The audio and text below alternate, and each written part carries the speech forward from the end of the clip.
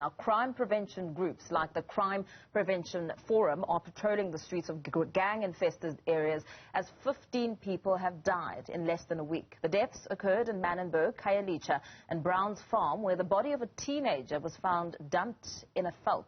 Our Newzroom Afrika reporter Nasiphi joins us live from Strand to tell us more. 15 deaths, Nasiphi, in less than a week is quite a frightening amount. Tell us more. What's happening on the ground as we speak? Frightening amount indeed, Mpho. I mean, in Manenberg alone, between Thursday and the weekend, in the space of 3 days, 8 dead.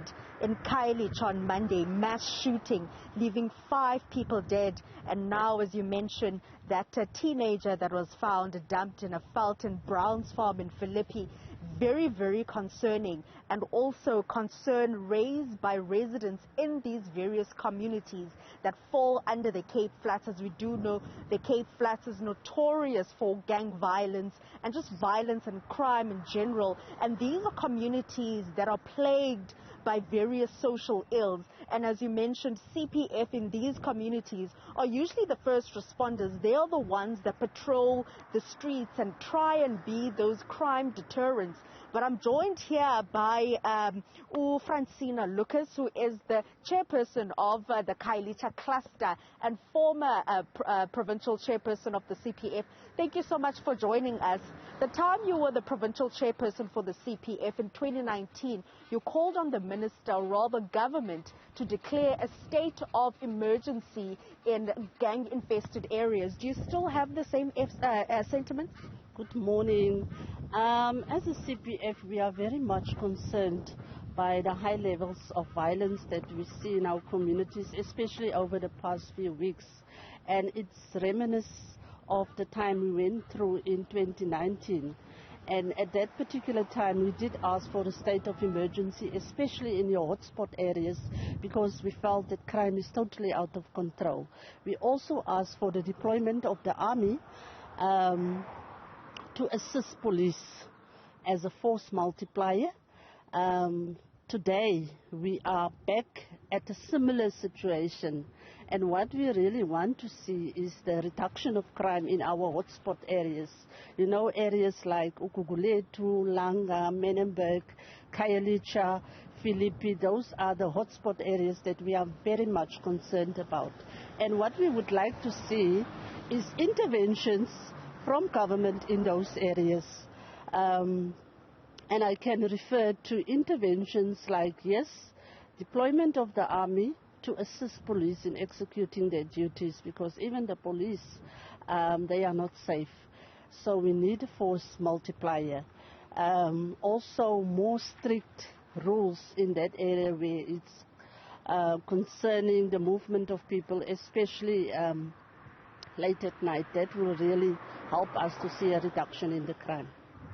Francina, in 2019, as you mentioned, there was that deployment of the army. Now, currently, following, the shootings that we saw playing out in Manenberg, LEAP has been deployed to various communities, including the anti-gang unit that was deployed to the Western Cape around in 2018. Do you think more needs to be done, taking into account the interventions that are already on the ground?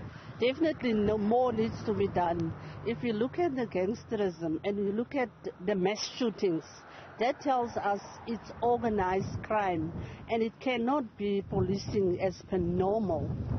If it's organized crime, we need to change the approach.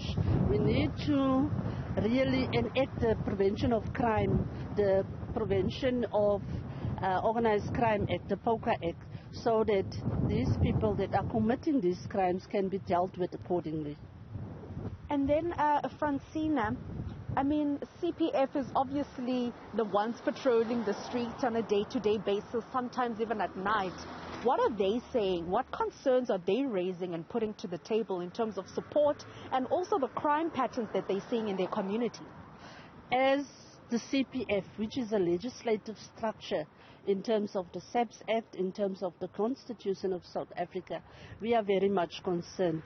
Our existence is mainly to ensure that we have safer communities, to ensure that we work with the police and other law enforcement agencies to prevent, to combat, and also to deal with crime so that we don't see these things happening. Yes, and therefore we are very much concerned about the high levels of crime, especially mass shootings and femicide in our communities. Thank you so much. Francina Lucas there, the CPF chairperson of the Khayelitsha cluster, echoing the sentiments that she had in 2019 when she was the provincial chairperson, that it cannot be business as usual when people in these various communities are dying and mass shootings. She does, Hafa says that, more needs to be done, more intervention needs to be, implemented in these communities, and perhaps maybe a state of emergency once again, seeing the army being brought into these gang-infested communities to assist the police, as she does mention that even the police themselves are not safe in these communities. Absolutely. It cannot be business as usual. Nasiphi, let's leave it there for now as we continue, of course, to track the developments around that matter.